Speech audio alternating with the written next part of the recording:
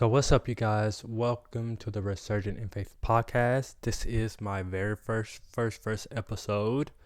Technically, I'm going to go ahead and be real with you and say that I did already record this on a different day, but I didn't like the direction of the video, and it kind of missed the whole point that I was trying to make.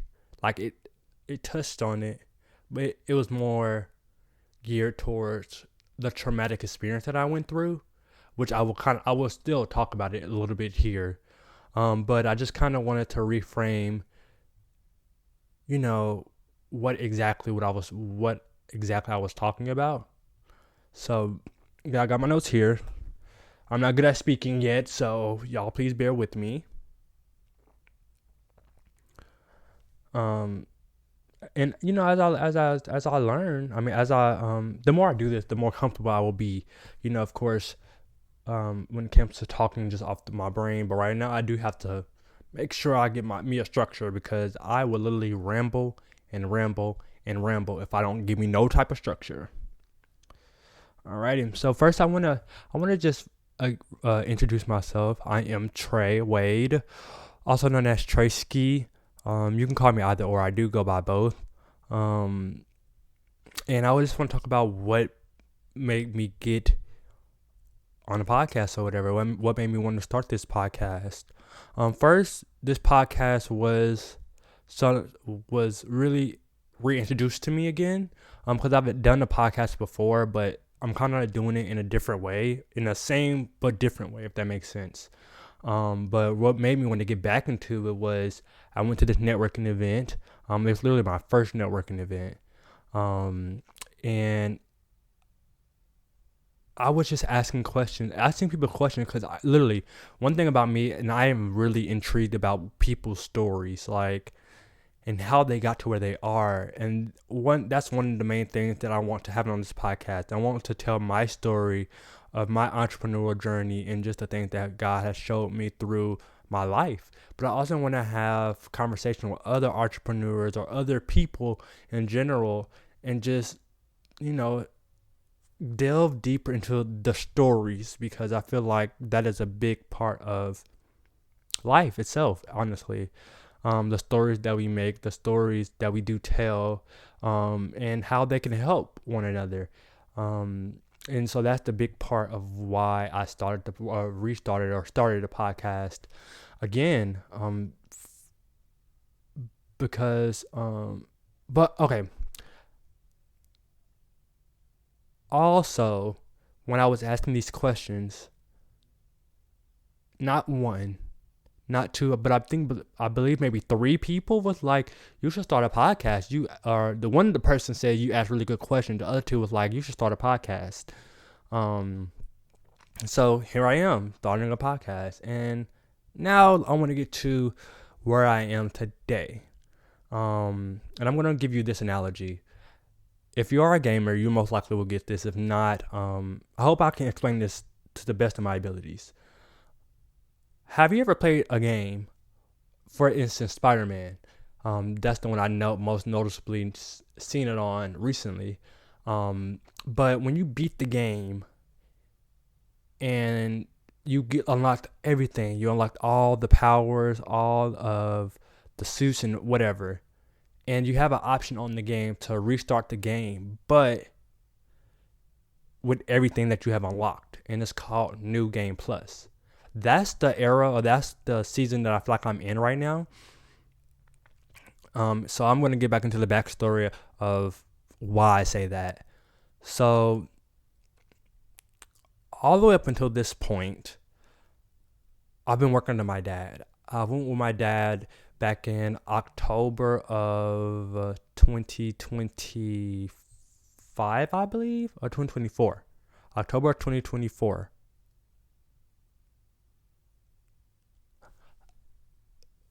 Let me just make sure. No, it was October of 2025. My dad literally just got locked up. That is when I was really just so zealous for God at that point too. I was still living with my mom.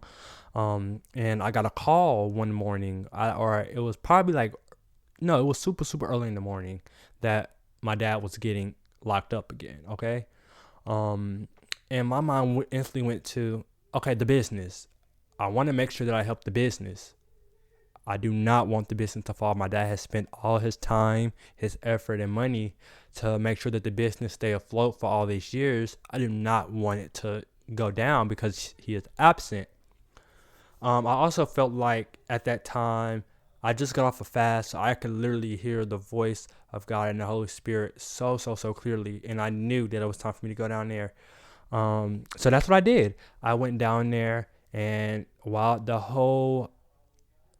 my dad got out in September, the end of October, the beginning of September of that same year. So he was gone about like 6 to 8 months, I believe. And that whole time I was just working. I was learning so many different things because he wasn't there and I was physically there. I kind of had to put myself in an entrepreneurial mindset, which my dad has already groomed me to do that, but I've never actually put that into action, if that makes sense. So with me actually being there and just listening to what he was teaching me, along with actually having to do the work, I was learning so many things about what it means to be an entrepreneur, what it means to be a leader in a team. And honestly, I do have another podcast episode when I want to talk more about being a leader, because I literally just learned something so good when it came to the mindset of a leader. But I will save that. But anyways, I was learning how to be a leader, how to shepherd a team, how to, and find my own footing and how I wanted to shepherd a team. Because watching my dad and how he, talked to his team and stuff, I knew I didn't never want to be like that. And that might be a thing for Gen Z overall. My dad, I believe he is a Gen X. I think so. We're Gen Z, and the millennials behind us, and then there's Gen X, I believe. So I think my dad was Gen X, and I just didn't like the way he talked to his team or whatever. So I wanted to make sure that I was there, and I was able to give a safe space for the team. And I basically was just learning all of that in that moment.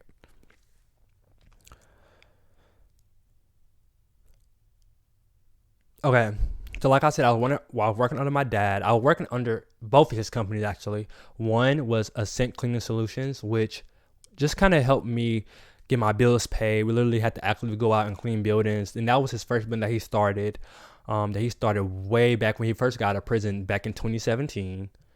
So I've been in and out, but I came back and I was helping, and I was like, okay, this feels different this time.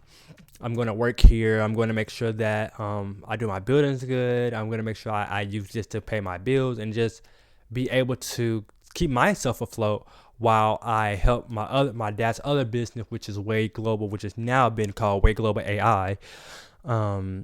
Just stay afloat and just be so content there and learn all the things that I could learn. Like literally be a sponge and just soak up everything. So that's what I did. So I was doing that for so long, up until it's been about 8 weeks now. I think it's been about 3 weeks 2 to 3 weeks since I moved back to my mom's house. But I literally can sense the first time that I witnessed a shift in the energy. So I'm going to do these in weeks. The weeks kind of go up until like I think 5 or 6 weeks, I believe. So I'm gonna start at week 1. I do go to therapy, and that's something that I love to talk about because therapy has helped me a lot. But week 1, that was when I started feeling something different, like about my dad. Mind you, me and my dad have never really had a good relationship. He feel like we have because he didn't have a father, or his father. His father got shot when he was 7, so he didn't have that. But being that he's with us and he gets to actually speak to us, I guess that means we have a good relationship. That's neither here nor there for me. But the first week, I kind of witnessed a shift, like in the energy, like I said, and my feelings towards him. I don't know why, because all this time, even after he got out of jail, we was good. We was staying up late nights, and we was just actually building that bond, that real bond, the bond that I feel like we would have a good relationship on.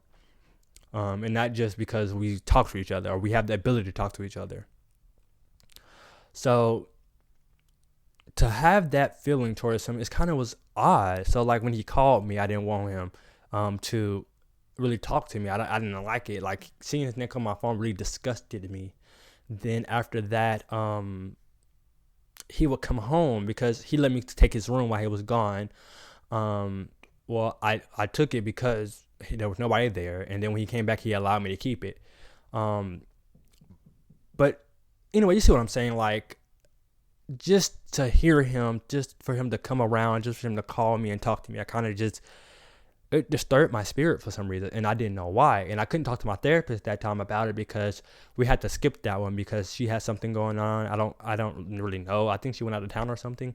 But then that second week, I was able to talk to my therapist and tell her that I was feeling some type of towards my dad, and that's something I have not felt in years. Since I've like felt that way. Like it's been years basically that since I felt that way, and I'm kind of confused as to why. I have forgiven him for all that he's done, and I don't think I hold anything towards him. So we kind of had to sit there for a moment. But that little weekend was the first time me and my dad got into our argument for the first time after a long time. And I really can't 100% remember why we got started, but I know that I believe it was because I moved my bot, which I did create a bot. Her name is Raven, like inspired by Teen Titans Go Raven, of course. And I allowed him to work on it. And he left it in the VPS. If you don't know what a VPS is, it's basically like we use the VPS through Hostinger. Hostinger is basically like a site where you can have a VPS. Like I don't really know how to really explain it to the most simplest terms. But basically it's a place where you can code and stuff and actually put stuff over there, and it would live like in the cloud kind of. So like, here we go, like iCloud, you know how you take pictures and you put it in the cloud? That's kind of what like the VPS is, or through Hostinger was. So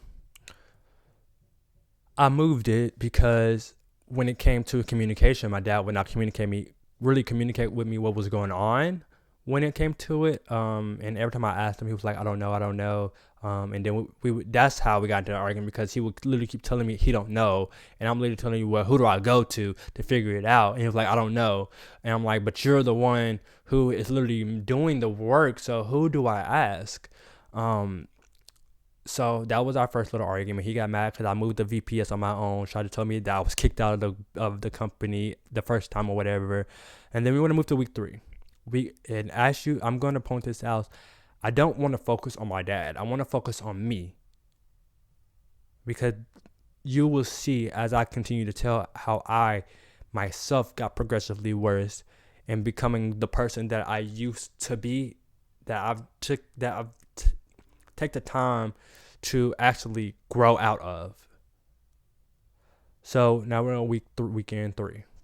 Weekend 3 was me basically.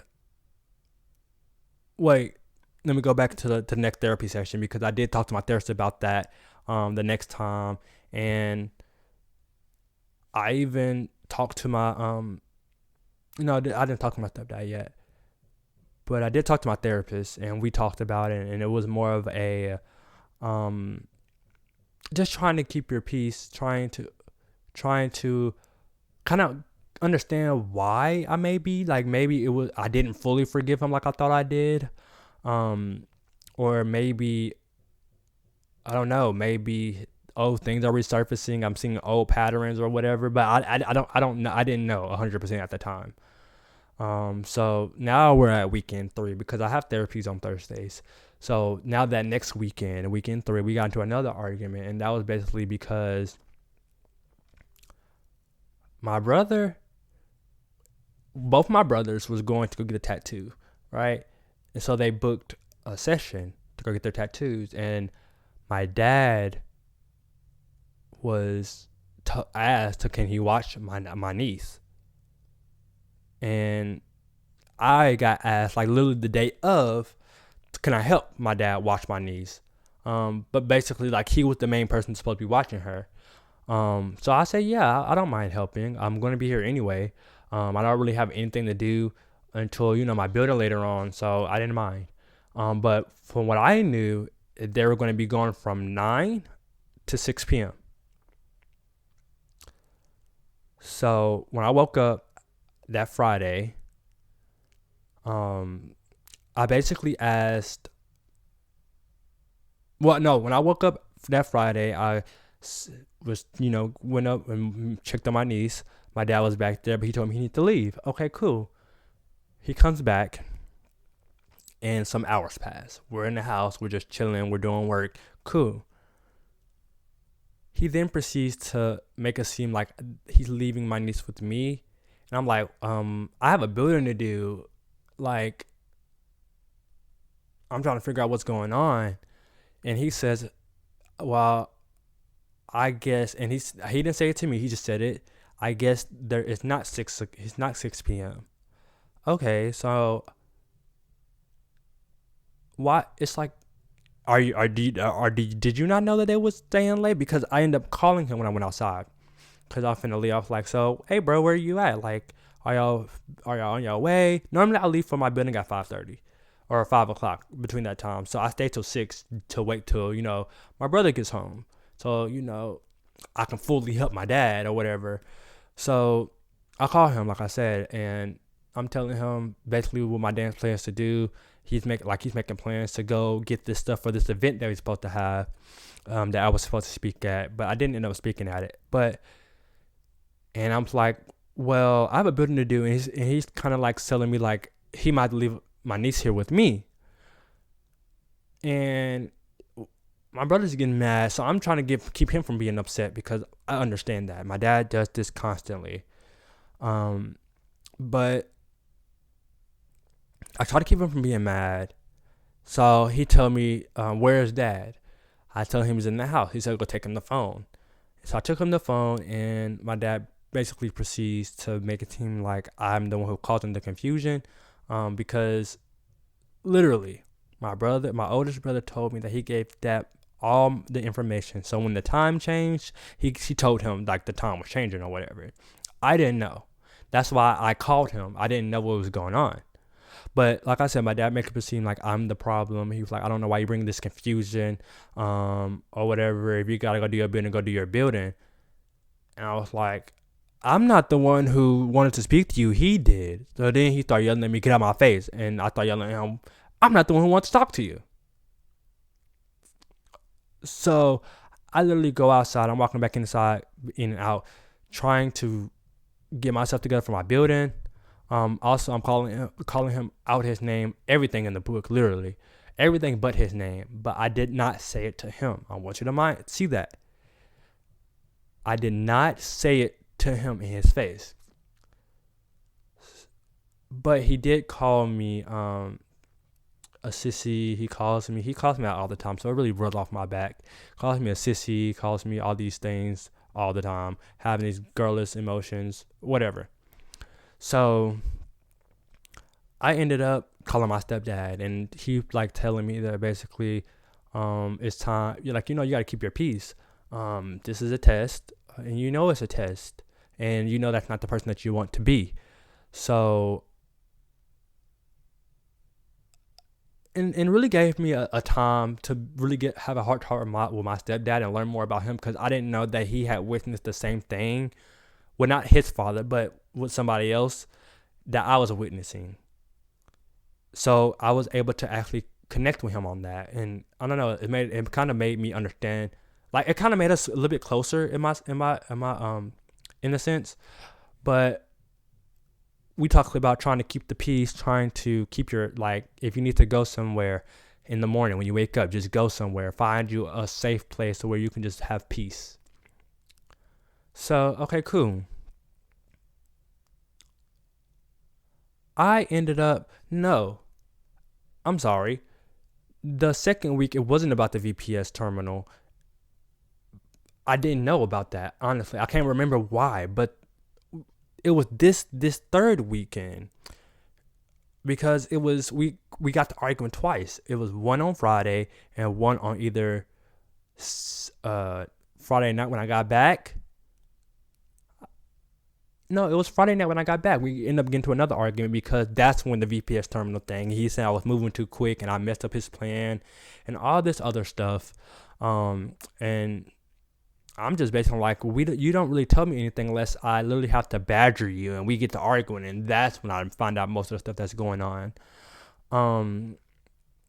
So that's what happened basically. We got to arguing. He tried to kick me out the company. Da da da da. So let's move on to the next. I talked to my mom because that's very important. Some things you need to hear from your mom, and I've heard this somewhere. It's like wise word from your mother or something like that. And she literally, with her being with my dad twice, she basically told me like, you're trying to hammer something in somebody's head that's not going to get it, So did you need him? I was like, no. Do you have all the knowledge that you can do to go on your own? I was like, well, yeah, I pretty much do.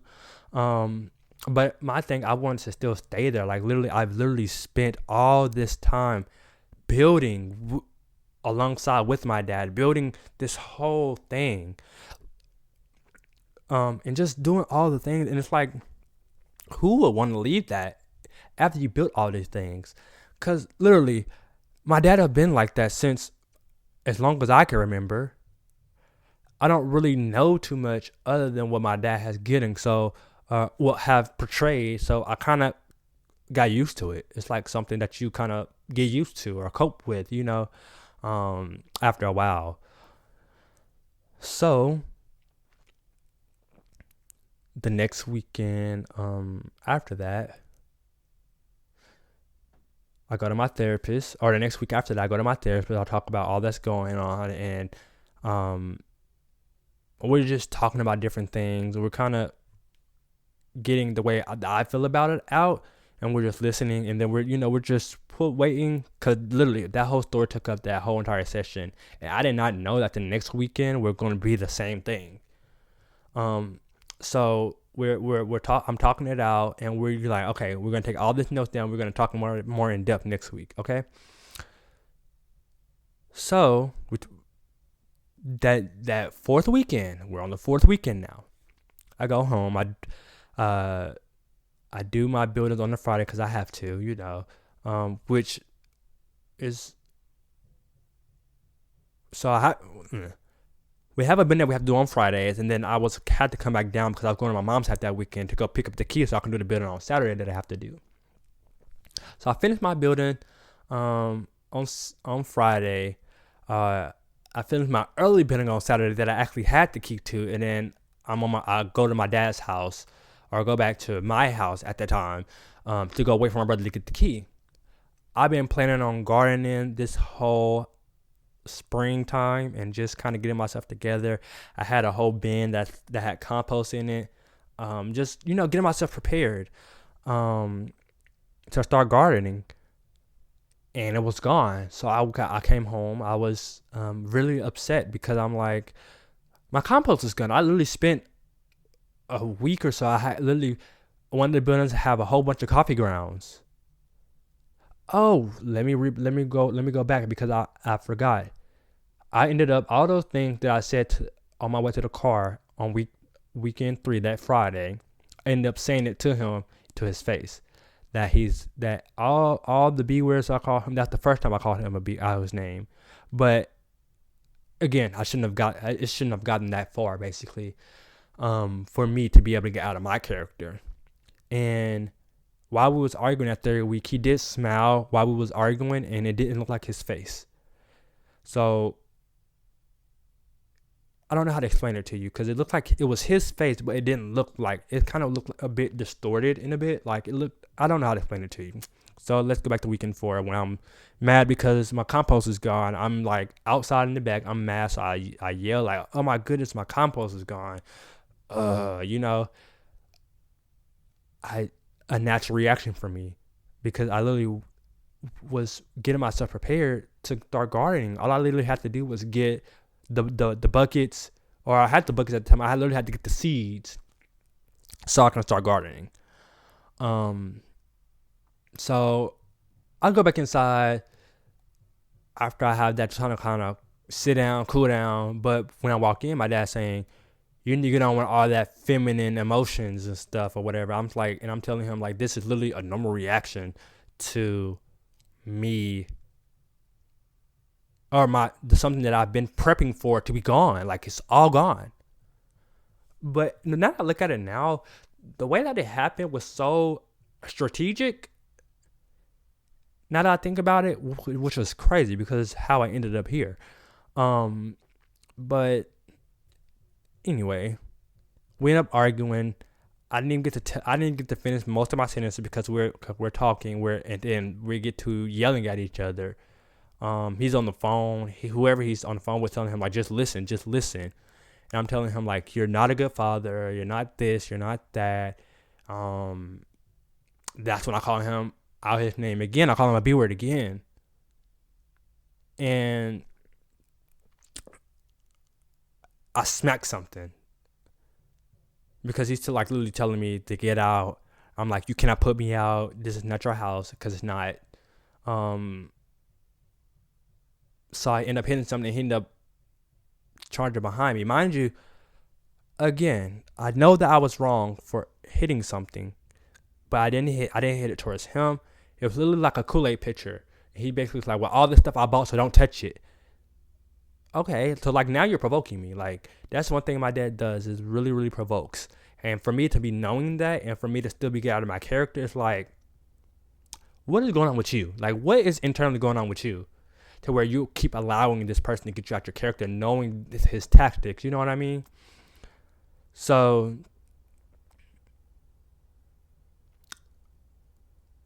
I hit something. I walk off. He's charging behind me. He literally put his hands on me. He put his hands on my neck. He doesn't choke me this time like he has before. And he gave me a little scratch, that was nothing. But I'm literally ready to fight him at this point. Like the only reason I got off him because I literally turned so quick and pushed myself off. So I'm like literally trying to get him to fight me. He does not want to fight me. And I'm not going to put my hands on him first because at that point, I would look like the aggressor because he didn't even choke me.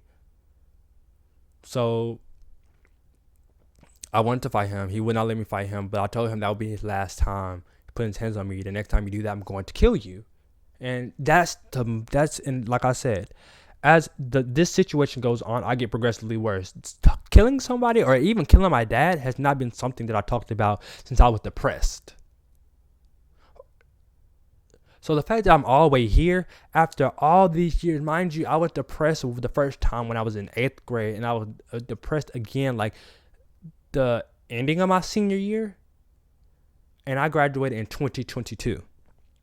So it's been years. I went to therapy. I've been years since I've even dealt with any of those things, any thoughts of killing somebody or even harming myself or anything like that. So for me to get all the way here, I just knew it was something that I could not get past like on my own. I literally had to move. Like it was, and that's what me and my mom, my sister talked about when I went back, because I ended up getting the key, going to my building, and we just talked about like it might be time for you to move or whatever. And that whole Sunday, going back home, I literally had something in the pit of my stomach. Like, and I tell you, it was so unbearable. It would not stop. So I literally had to read some scriptures on peace. And mind you, I was praying since the first week. I was praying. I've been praying a lot because I'm like, God, I can't do this. I for some reason, I'm sensing something about my dad. I don't know why. Show me why. Can you let me know why? Like, what am I supposed to be doing in this moment? I don't want to feel the way about my dad because we took all the time to build this bond. And it's like, I do not want to feel this way about him. So throughout these 4 or 5 weeks, I am literally praying so hard. And that Sunday, so the end of weekend 4, which is that Sunday, I go home and I just looking up scriptures on peace. I read 2 from the New Testament and 2 from the Old Testament, and the one that really stuck with me was Proverbs 17:1, and that one talks about it's better to eat a dry crust, or it's better to a dry crust eaten in peace than a house full of feasting with strife. Depending on the translation, it will say it's better to eat a dry crust or a dry morsel in peace or quietness, than to be in a house full with feasting and conflict or strife. So depending on the translation you got, that's what it will say.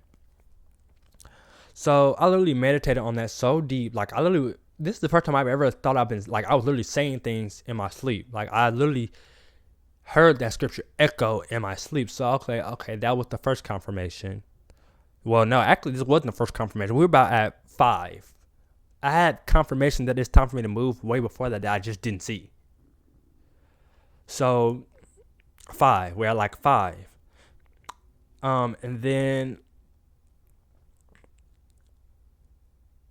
okay, it's time for me to move, God. I understand it's better for me to really like have nothing than to have everything that I've spent this time and built. So I'm preparing to move. I didn't tell my dad that I was moving to like the last day. And even then when I told him, he tried to make it seem like I called him out of name for no reason, which was not the case. I don't go and call people out their names because for no reason, especially if I felt like we had a good relationship. So whatever. So I told him I wasn't speaking at the event anymore. And as soon as I said that out loud, that Sunday night, that I was gonna go move, the feeling subsided. The gut feeling that I had literally went away. So that was another confirmation. I'm going to point this out. Please, if you can, look after the first confirmation, go. Like, listen to that first confirmation and go. Don't ask for no more. Just move when God tells you to move. I didn't. I literally had 10 confirmations. I literally had 10 things confirming that it was time for me to move. And it took me up to the 5th one, or the 7th one, I believe, maybe. Because I still had, like, as I got, you notice how I got progressively worse. Those were more confirmations. Like, it was time for me to leave, but it took me a while for me to actually look at those signs and be like, okay, God, you're telling me to move. So that leads me to, like, Philippians 4:7, the peace that surpasses all understanding. That's literally what I felt that entire week when I would literally said, okay, I'm going to move. I was anxious to tell my dad because I don't know. I think it was the uncertainty. But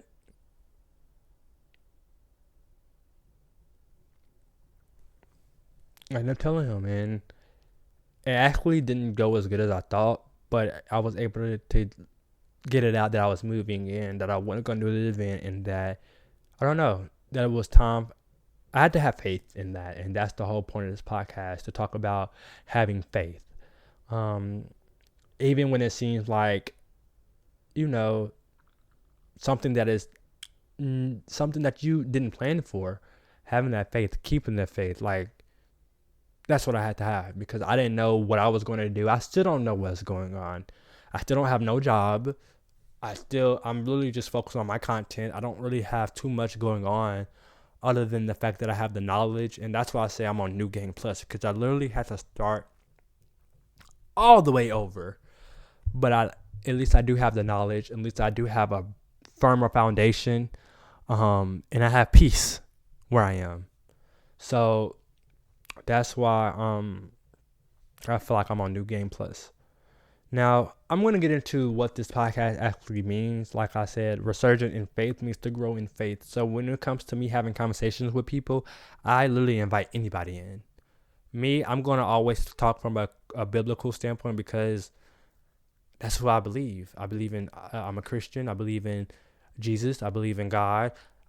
That's what I believe. But I do welcome any and everybody because I just want to talk about the faith that you have to endure, which if we talk about like what the Bible says about faith, it's faith is having hope in something that you cannot see. So even if you're a non-Christian and just don't really, deal with the Bible or anything like that, you have to have some type of hope in something. Whether that be that I'm going to make this much money in my business, or having faith that my business is going to stay afloat for this long. You know what I mean? You have to have faith because you don't know if your business is going to stay afloat for the next 7 to 10 years. You don't know that. So you have to have faith or hope in what is going on. And like I said, what's coming next? I want to have different guests on. I feel like a lot of my first few episodes are going to be more of just solo pods because I feel like I have a lot to talk through. I have a lot to regurgitate when it comes to what God has shown me in my entrepreneur journey. And my first idea was to make this a business, just a straight business podcast. But I don't even think that it's going to be like that because not everybody's story is centered around business. You know what I mean? And there are a lot of important stories that are worth telling who are people who are just not wholeheartedly entrepreneurs. They might be influencers. They might be just regular people walking down the street. So like I said, I want to welcome any and everybody just to talk about what you have endured and how you had to keep the hope or your faith in whatever you believe in, or just have to hold on to that little piece of hope as you got to the end, So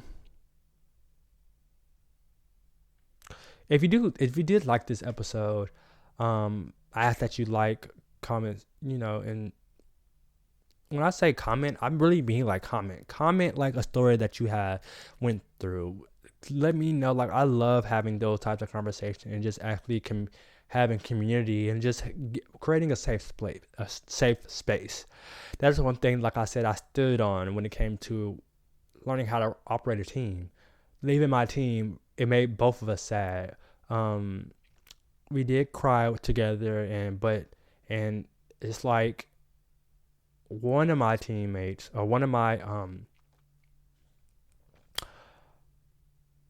whatever, she literally told me that I was a breath of fresh air, and for me to leave, it's like her breath of fresh air was leaving, and I just asked for her to continue to be that breath of fresh air for everybody else.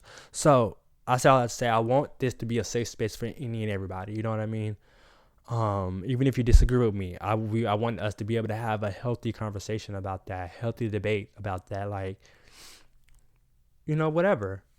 But thanks for tuning into the Resurgent in Faith podcast. I will be doing all the audio being dropped every Wednesday, and then the visual will be dropped on Thursday here on YouTube. So I hope y'all do tune in, and that's a wrap on this one. I'll see y'all next episode. Bye.